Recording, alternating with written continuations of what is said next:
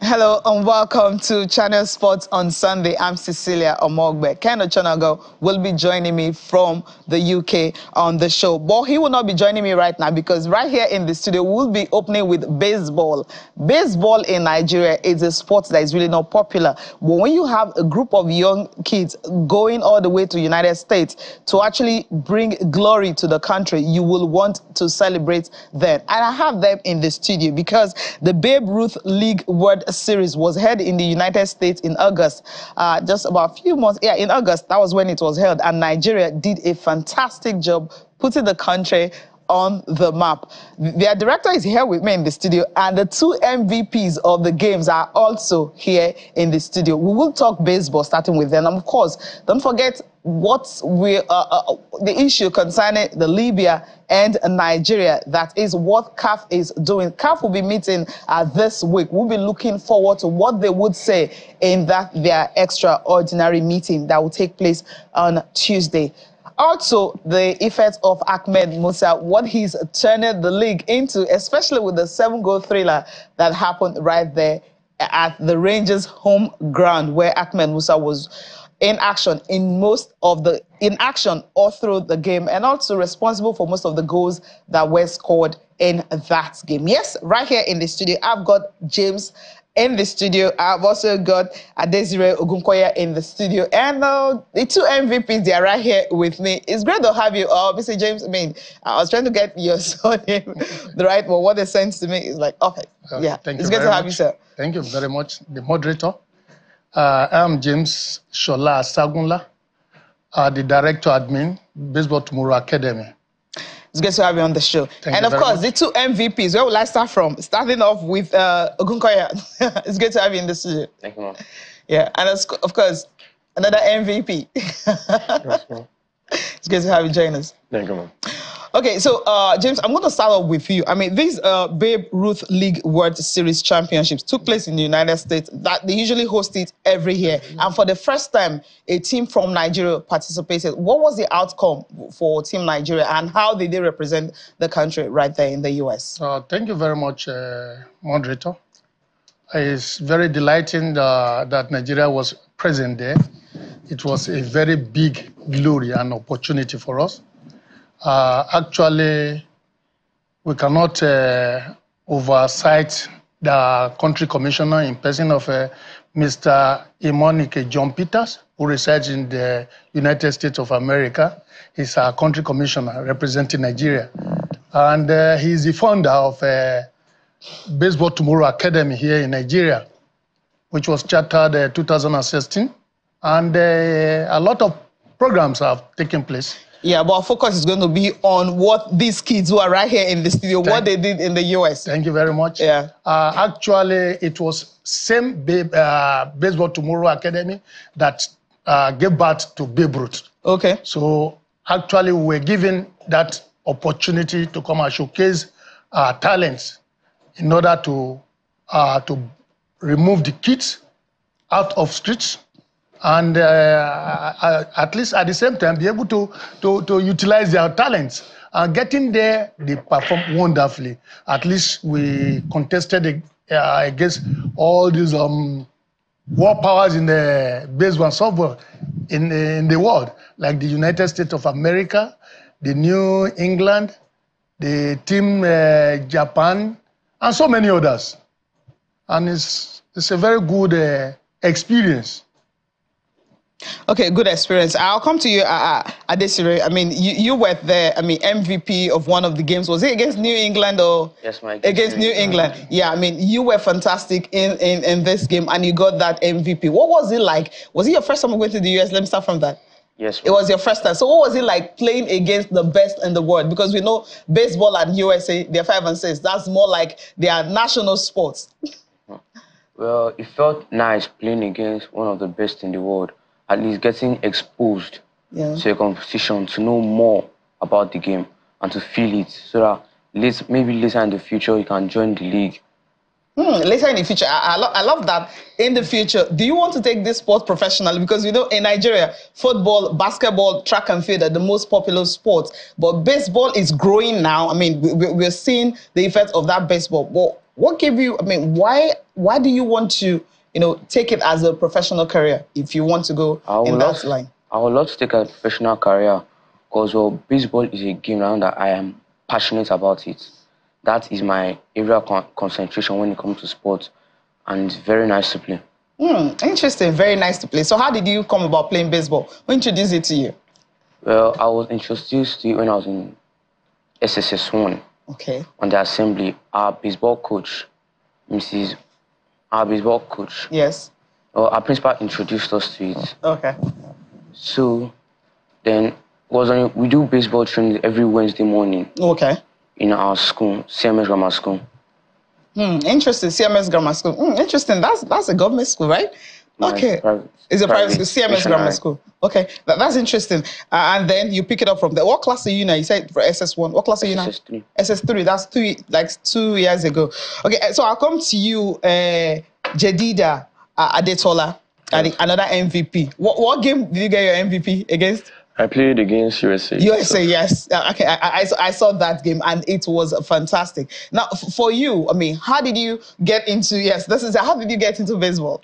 Well, when I was in my school during an assembly, like you said, they had an announcement, but in a different school entirely, about baseball. So I decided to go for the training to see how it was like. And to my surprise, I found out that I'm very good at the game. So I took it very passionate and very likely. I went for so many trainings, went to discover more about the game, doing research at home, and when this opportunity came for me to go to the US to test my skills, I took it, and to God's glory, I did very well. Very well, yeah, because, I mean, for you to play against a team from the USA, usually at the age of 3 or 4, they know their sport already, they know where they want to be in, and you being able to go there and show yourself, I mean, Nigerian police, you know, tell them what you're capable of. What was it like for you, playing against the best in the world? Well, very competitive, to be frank. They are not easy at all. It was very competitive. It was very easy, like, to make sure I know how the game was played, find the best in the game and be able to compete with them and actually stand out. So it was very nice for me. I love that standing out. James, I'll come to you, Director. I mean, baseball in Nigeria is a sport that, you know, when people mention it and people will be like, how do you even play the sport? I mean, when you guys started up with this, you know, baseball academy and everything, as a director, how are you able to pick kids around, you know, to put them together and represent the country? Thank you, the moderator. Actually, baseball is a very interesting game. When once a child or an athlete or any youth you see on the field, that is on the street, you look at his or her potentials. Okay. Those are the areas the academy always focus on. So we now went round. We are lucky that the U.S. Embassy was able to come to our aid, and we're given some grants in which we had summer camps, sometimes 2017. So this is where we started with. And thank God, a lot of people have gotten the awareness now for baseball in this country. And we, at the same time, this area, we are now grateful to our baseball father in person of retired General Ishola Williams. Thank God he's alive. And he's seen the good work of his hands that we, his children, are making progress. I mean, I love the progress you're making, because every time we talk about take it to the grassroots, start it from school, and these kids are still in school, SS3, and being able to go to another country and show what they are capable of if the right resources are there. For you, the growth of baseball in Nigeria, are you impressed with it, or are there things we can actually do to ensure that kids like these who are interested in the sport, we know that, yes, there is somewhere I want to go to, not just immediately after school. Maybe they can go to the US, of course, you know, to continue. We know how it works there. But here, we really don't have that sustainable league. We have tournaments here and there, but you don't have a sustainable league all through the year where players can easily say, after school, you can go there and you play to build your career. Yeah, thank you very much. That is exactly what the academy is after. we decided to create that awareness. Now, very soon we'll have a league final in Kogi State, Kaba to be precise, later in the year, around probably December, whereby all these kids will gather there and have these league finals. Now, how does the league finals go? Is it from school, secondary schools? From school, yeah. Okay. You pick all schools across the country, or just specific? They play within themselves because most of the schools are chartered. They are chartered. Now, those schools that are chartered, they will now play within themselves. The qualifiers will now come to the league finals, which will be coming up later in the year. Yeah, that's fine. So, a final one from you before we let you guys go, because we would have loved to have you guys fully on the show. But, you know, we have a lot to talk about today. Well, from you, Adesiri, what's your takeaway from the U.S.? My takeaway from the US was the player of the game against the New England. Well, generally as a team, we're the most well-behaved team over there. And the experience of the game, getting to know the game better. I love that. Did you make friends? Yes, I did. So, and you exchange contacts that you can communicate with them. Perfect. I mean, you just can't rule that out. So, what was your your best outing? Yes, that MVP. What else did you take away from the US? Well, they were very, very nice to us over there. That was one thing I know that I took away from there. That was always be nice to people. Let people enjoy the game. Teach them also why you're playing. Like, as we're playing with the US too, some defaults, they would show us what is meant to be done, how you play it, how to do it better.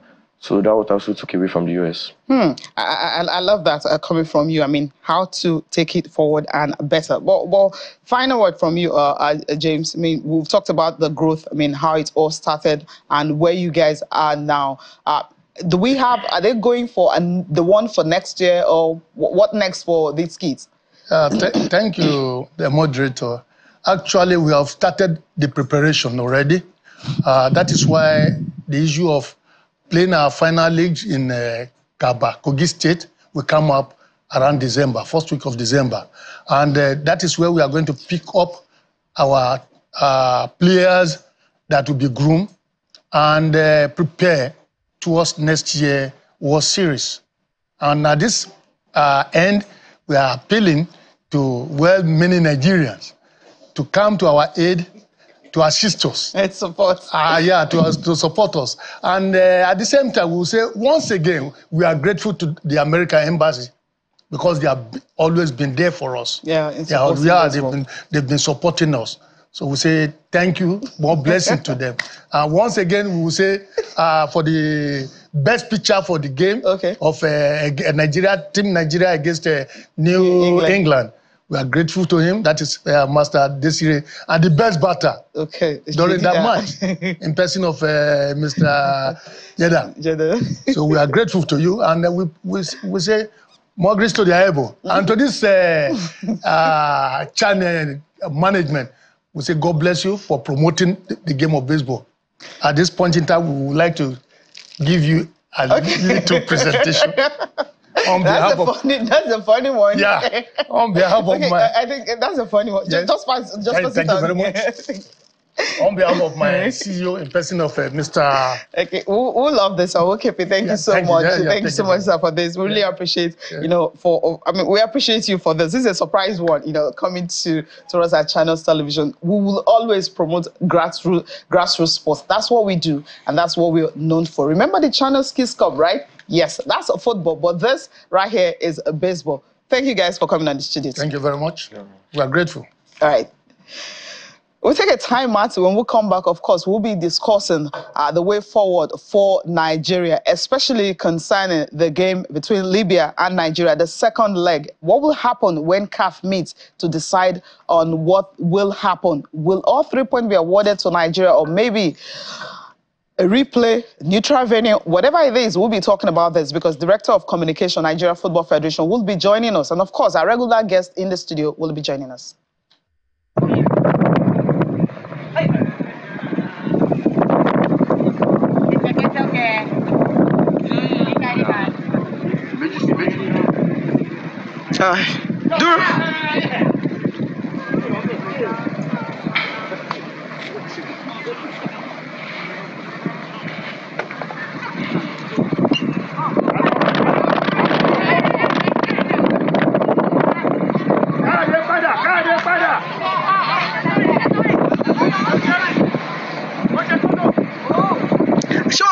Mosha.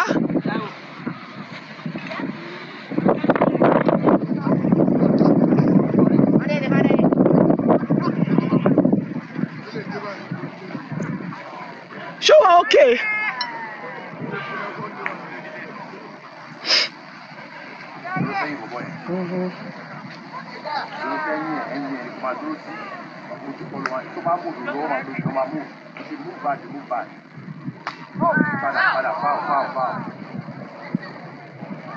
You have to be. That is what you're doing. Come on, my show. I'm ready. You go begin now. You have to catch the point.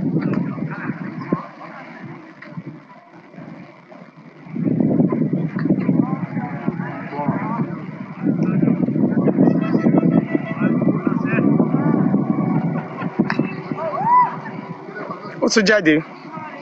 No, you. I know.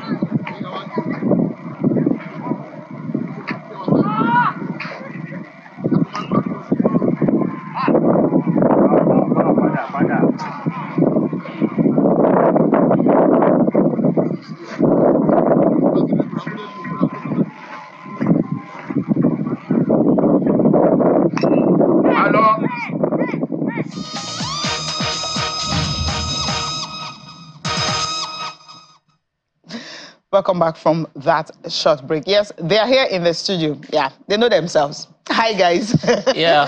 Jimmy is right here. Me also here. Yeah, it's been a week of for the sport family, the good, the bad, and the ugly. Yeah, the good, the chairman of our 2014 Commonwealth bid, General Yakubu Gowon, clocked 90 yesterday. He gave us the All-African Games in 1973, gave us the Abuja, the Lagos Nationals, the Sports City, which is the noblest monument of our sporting greatness as a country.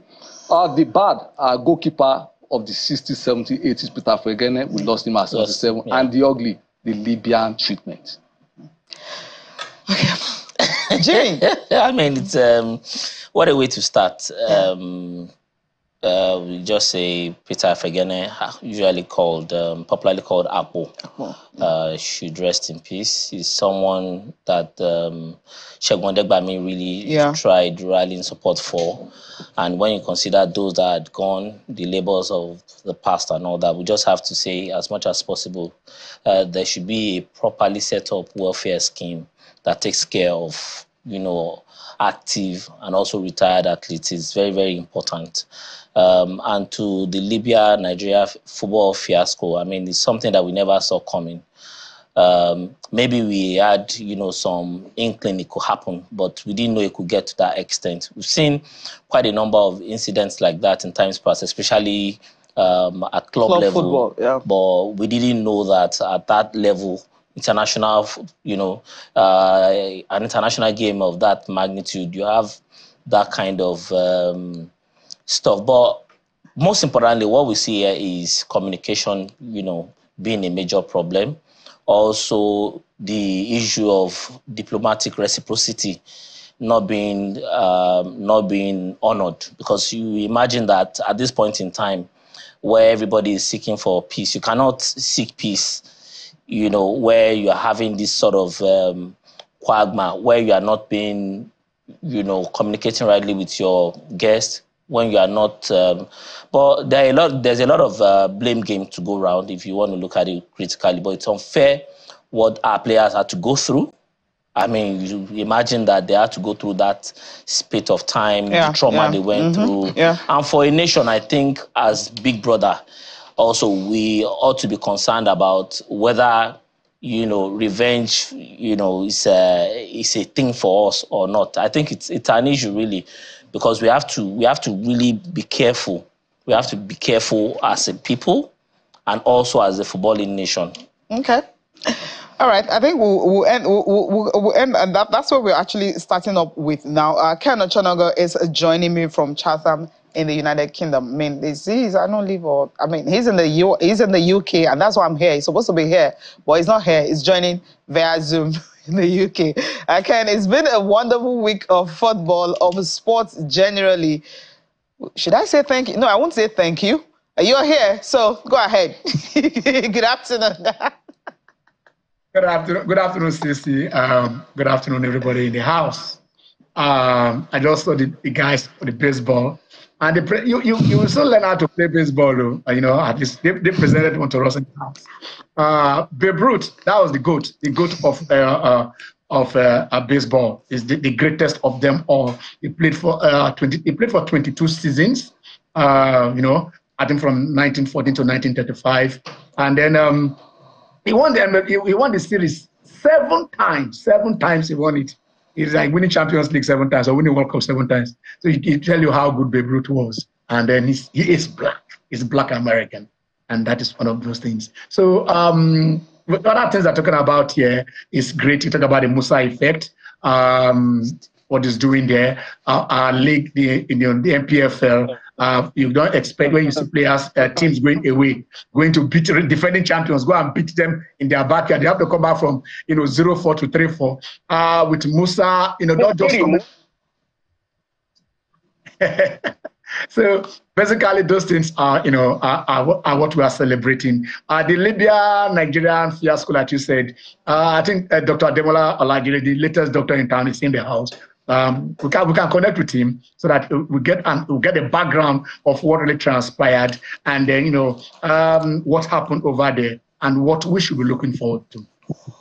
Yeah, Ademola Olajire will join us from Abuja and tell us more about this, because there's so much speculation, and beginning of the whole thing when it all started, people didn't really understand what went wrong, especially when the Libyans came to Nigeria. What was the issue? Was it orchestrated by the Libyan national team, or was it like a miscommunication according to the Nigeria Football Federation? He will give us a background of what went down and, of course, of what happened right there in Libya, because we're trying as much as possible to reach out to the players or the executive, the Nigerian Football Federation executive with the players.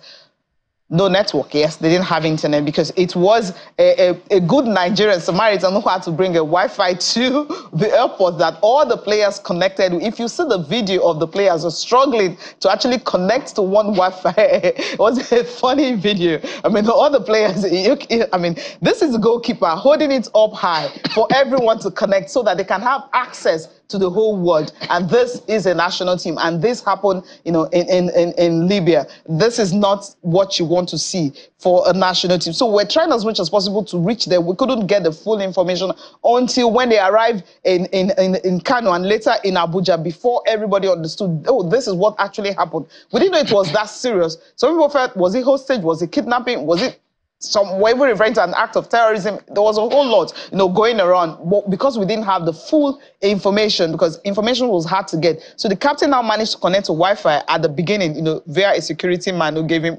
his connection. That was how he started communicating to the rest of the world. So no matter what anyone will say, you don't arrive at an airport and you don't have access to the whole, you can't talk to anyone because there is no internet connection. And it's not a remote village, it's a country. So starting from here, you will understand how it all went down. So we want Ademola Olajire to actually give us the full, what really went down. What is the true story, between Libya and Nigeria? Why that game was aborted? The game was supposed to take place on Tuesday. It didn't hold because Nigeria traveled on Monday, wasted 18 hours of precious time and had to come back without collecting any points because the game wasn't played. At the end of the day, it was postponed. That's Wambali Stanley actually showing us, what they are connecting to. These are big boys who can. Is Demola ready to join us now? Okay, while we wait for Ademola Olajire to join us, what went through your mind? Okay, good afternoon, sir. It's good to have you join us on the program. It's good to be here, Ken. I did a 20-point, report on the Ordeal, and everybody, I believe they have the facts.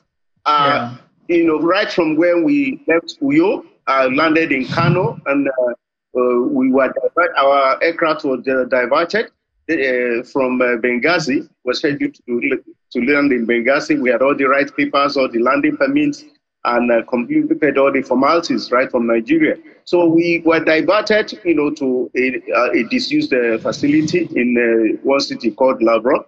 and were held there. No official of Libyan Football Federation turned up. The 20 hours we were there. No bus, no vehicle, no food, no water. So we experienced no internet, no network connection.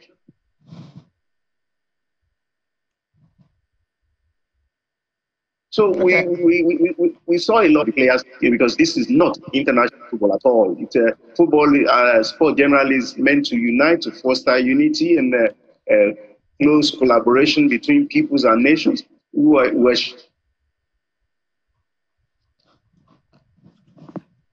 Hello? shocked at the attitude of the Libyans. We're also shocked to us as, as being close to what happened to them. Whatever happened to them was their own making. If you don't inform your host of where you are arriving at, which door you are arriving at, you may just be stranded at whichever door that you may arrive at. We never knew they were landing in Port Harcourt until 2 hours to their landing.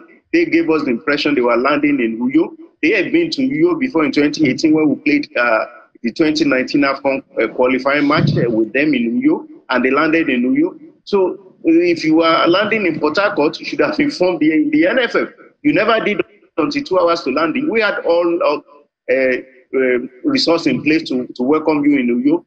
You landed in Port Harcourt, which was 4.5 hours away by road. We had to still mobilize, and try to make you comfortable. You rejected our vehicles. You instead went ahead, to get people to your agents to hire your own, which at the end of the day were worse, than the ones that we gave you. And then we gave you security, to take you from Port Harcourt to Uyo. If you were so badly treated, how could you have spent 6 days in Nigeria? You spent 6 days in Nigeria. You arrived on Tuesday and left on Sunday. CAF regulations say that if you are going to be playing on a natural pitch, you are entitled to only one training session. We gave you 2 days of a training session at the Akpabio Stadium.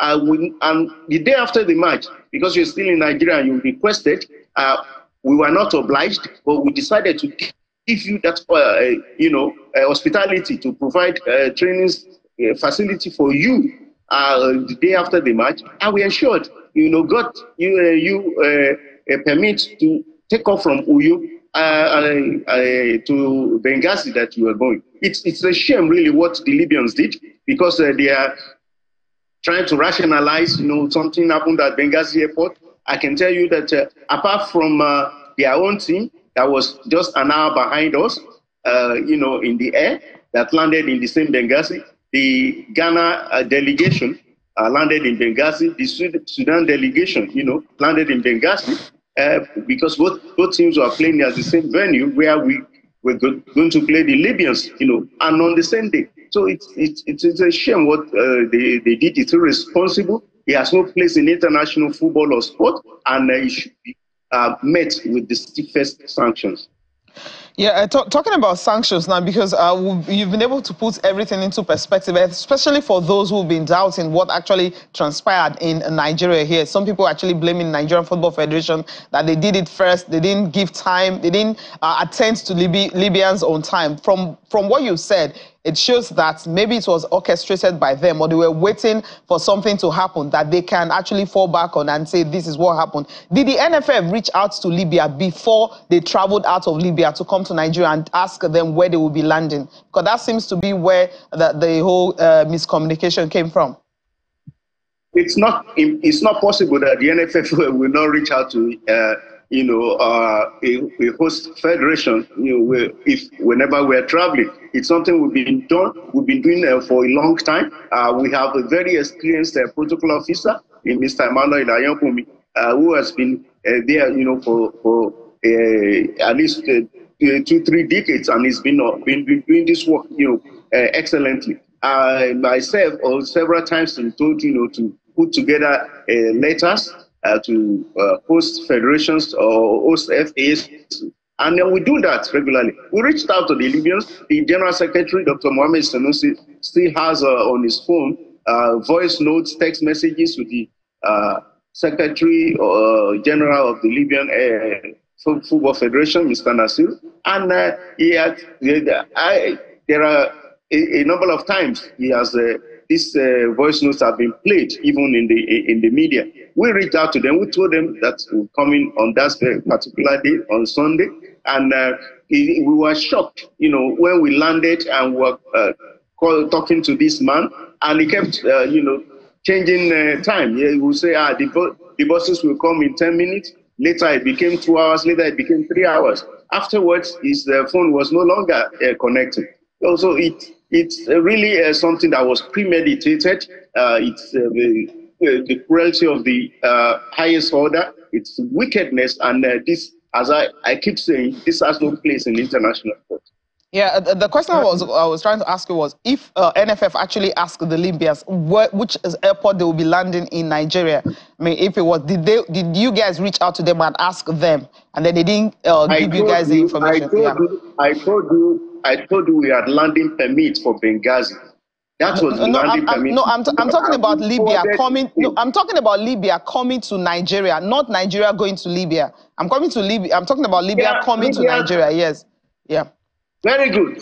On the evening of Monday, 4 days before the match, the Libyan FF secretary, spoke to the general secretary of the NFF, and in the night he said that their team will be arriving tomorrow, meaning Tuesday. That Tuesday will be 8th, if I'm right. Yes, 8th of October. Yes. And he said, well, we have been talking. You never mentioned that your team is coming tomorrow. Okay, no problem. But he still never at any time said that they will be landing in Port Harcourt until 2 hours in the morning of Tuesday. 2 hours, after the team has taken off, and they were 2 hours to landing in Port Harcourt, was when he told General Secretary of NFF that his team will be landing in Port Harcourt. How do you do that? How do you expect us to be able to receive you? We had all resources, put in place to receive you at the Victor International Airport in Uyo. But you chose to keep your landing, your destination secret until 2 hours to landing. Yet we went ahead, hired buses for you, rejected them. You used your own buses, and you're talking about you're showing video of your team, your players sitting. There were chairs, but they chose to sit on the ground. And if you know the protocols and the intricacies of international airport, you will know that once you leave an international airport, once you exit at arrival, how easy it is for you to get back into departure. So these are all the issues that people must consider. I've seen a number of Nigerians even, saying things that should not be heard.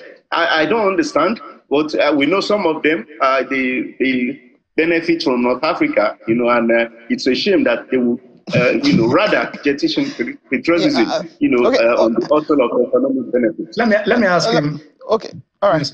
Ken, go ahead, please. Dr. Ademola, clarify this again. When they were leaving, like now, when the Super Eagles were going, the team were going to Libya, they said you have a right and landing permit, everything at Benghazi. When you discussed with them, did they have clearance for their flight to land at Uyo? Because you said you wanted them to come at Uyo before they went to Port Harcourt.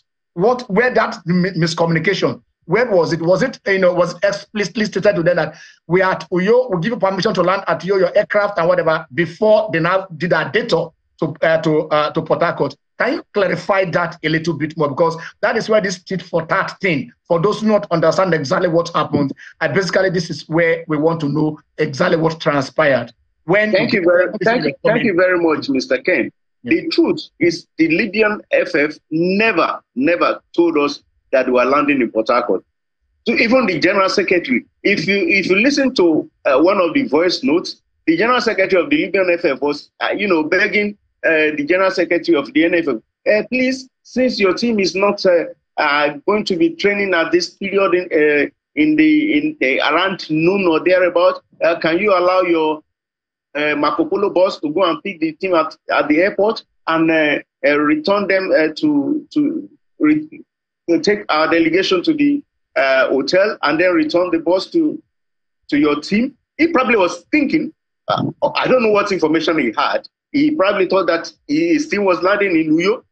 Okay. So that's all the confusion. That's part of the confusion. The General Secretary of Libyan FF himself didn't have enough information.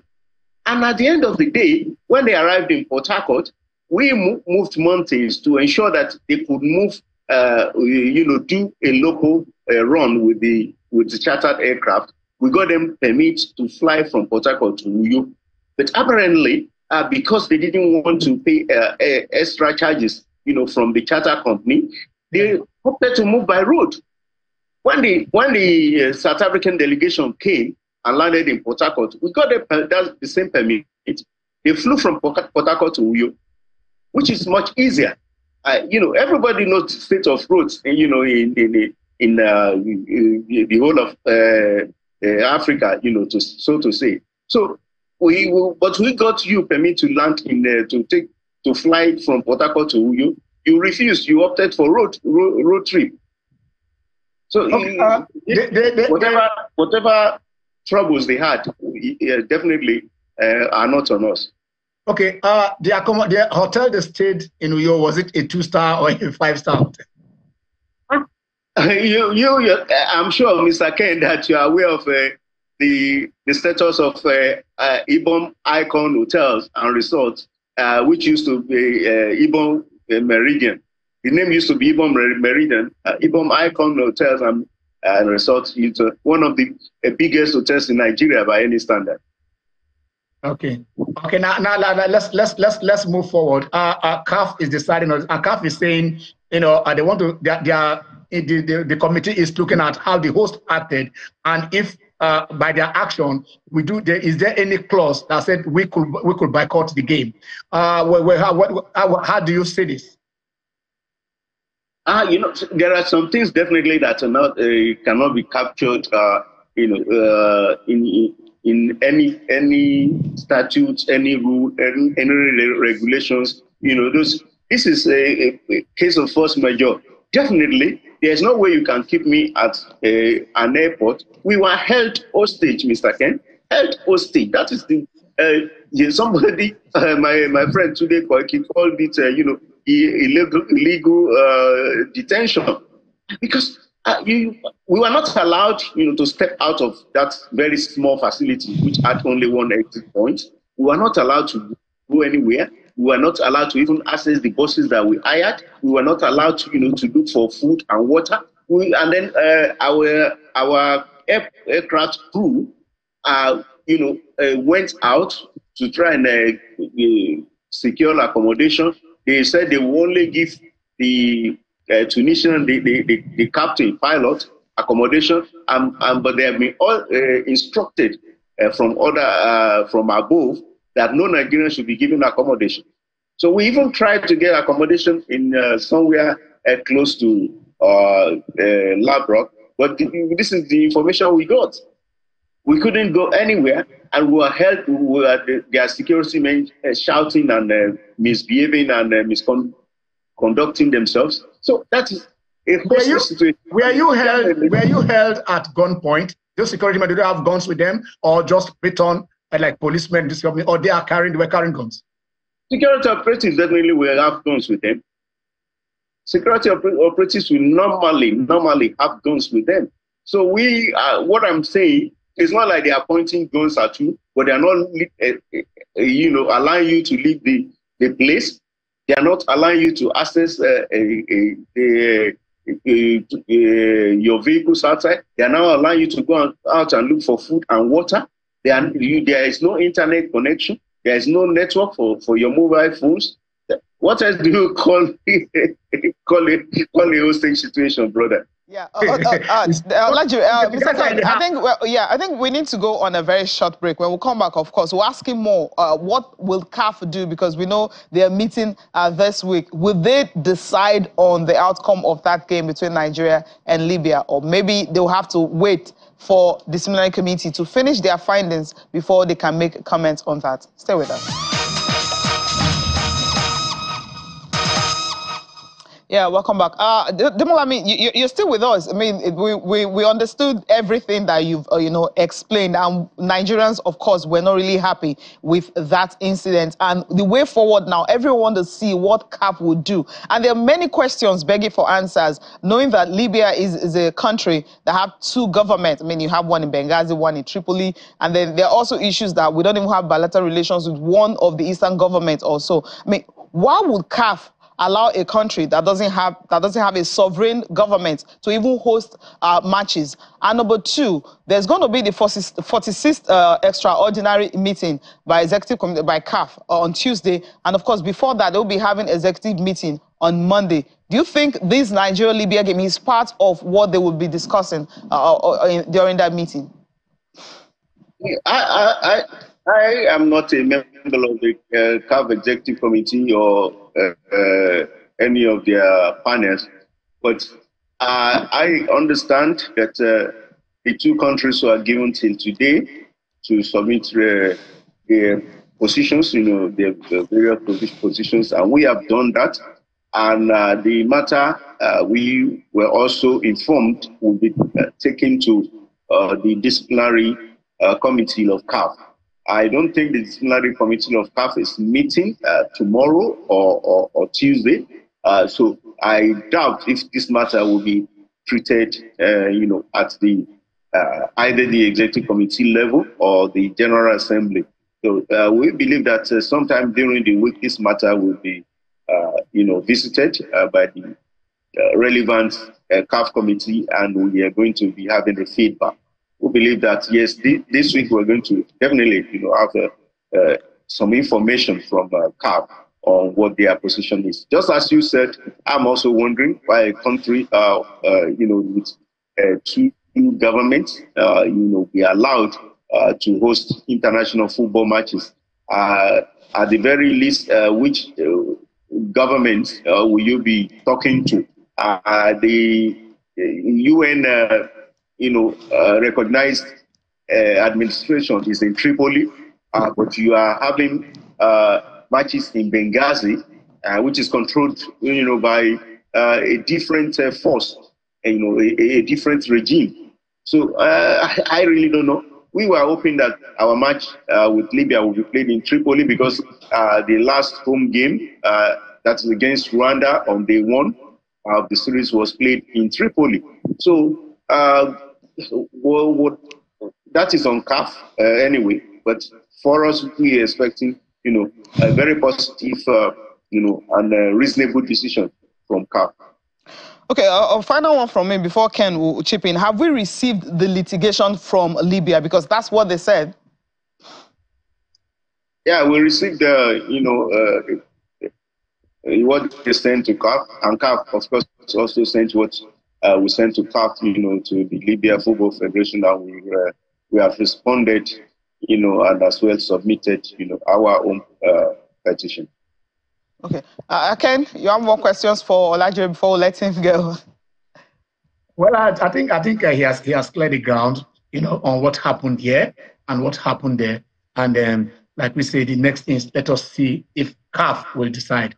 Like I'm asking him, he said, look, there is no way we say you want to boycott a match. They didn't boycott it. They were held hostage somewhere. They couldn't play. So basically, Nigeria has put in their case, and CAF will look at it. We just have to thank him for having the opportunity to clarify things so that the world, Nigerians and the world at large, for now will understand exactly what's transpired. It was not a case of tit for tat or whatever that people are saying that they are retaliating for what we did to them. They went to the wrong place. We're waiting for them somewhere else, and this is where we are. I just want to thank Dr. Olajire for spending the time to be with us this afternoon to clarify things and let Nigerians know what actually happened during those 3 days that the whole thing occurred. That's all. Olajire, thank you so much. Thank you so much. All right. Okay, yeah. The final words from you guys. You listen to Olajire. I believe everyone that had been wondering what happened here and what happened there will understand, yes, the true picture of everything. Final one from you before we move on. There should be a limit to gamesmanship. Okay. Sudan and Ghana played in Benghazi. So it's not about not having the recognized government in Benghazi, because Sudan could not play at home. They had to go to the same Benghazi to defeat the Black Stars. So, but as I said, there should always be a limit to gamesmanship. Okay. Well, for me, I think it's most important for us to look at it from this point of view. There are Libyans in Nigeria, there are Nigerians in Libya. So, as much as possible, let's seek for peace. You know, regardless of what will be a peaceful one for you? I mean, when we're going to replay the game and have sanctions. Yeah, sanctions, a replay, fine. Sanctions and a replay will be okay. Okay, sanction. How much are we looking at? no less than 10,000 Swiss francs is what. No, but I think any punitive sanction should cover the cost of logistics. Okay, logistics. Yes. Oh, Lord. Imagine holding that's boys for 18 hours. Men, politicians, footballers, administrators, 18 hours. Can you pay for their time? I'm sure you can't. All right, so we're leaving it there and wait. As Olajire has said, so if we're waiting that maybe the 46th General Assembly coming up on Tuesday, they may discuss it, or even the executive committee meeting coming up on Monday. But as he said, that may not be part of it because they have to wait for the disciplinary committee of CAF to, you know, make their presentation before anything can be done.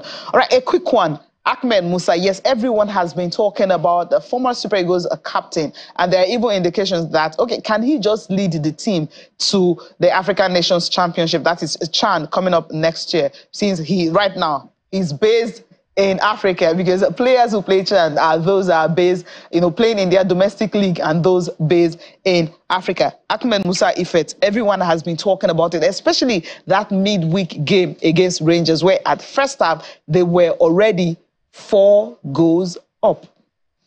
At that point, I had some form of trauma.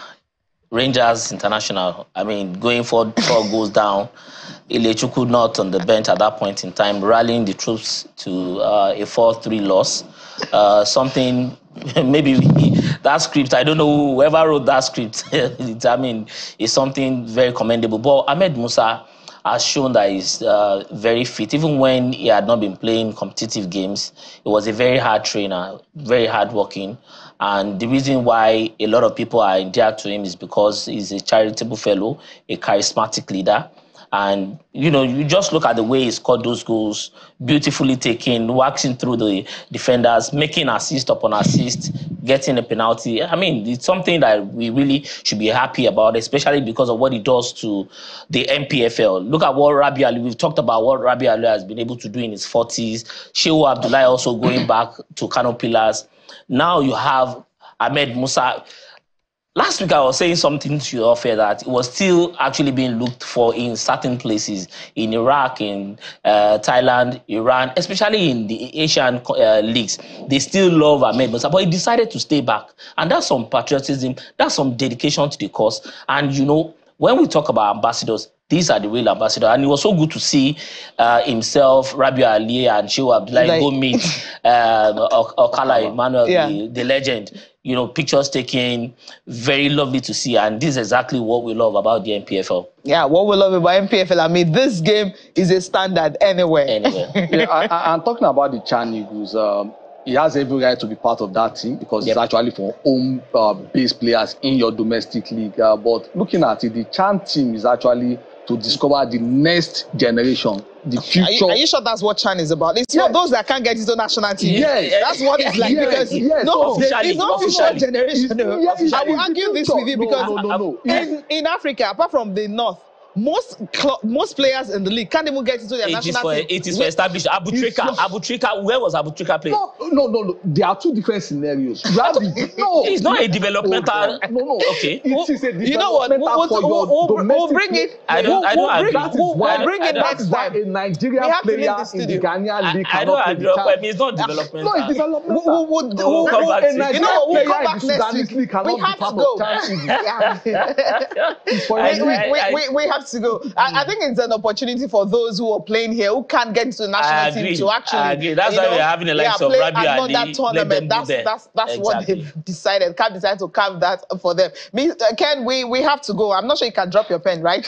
We'll see next you drop on his behalf. I just want to drop.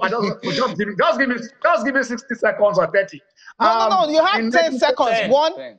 Yes, okay. 10 seconds.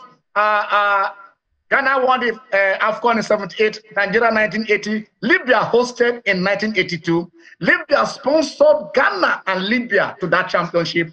Libya and Ghana played in the final, and the team that won got golden wristwatches from Muammar Gaddafi. The Libya of 1982 is not the Libya of 2024. I hope we shall go back and that Africanness shall remain with us. I drop the words now until we see next week Sunday. Thank you. See you next week Sunday. Okay. The Libyans, they have a point, and they also had a point in what they said. Yeah. They traveled on paved road. Let us fix our infrastructure. Okay. Peace in sports. Peace. That's what is necessary. Thank you, guys. I'm Cecilia Mogbe. Have a great day.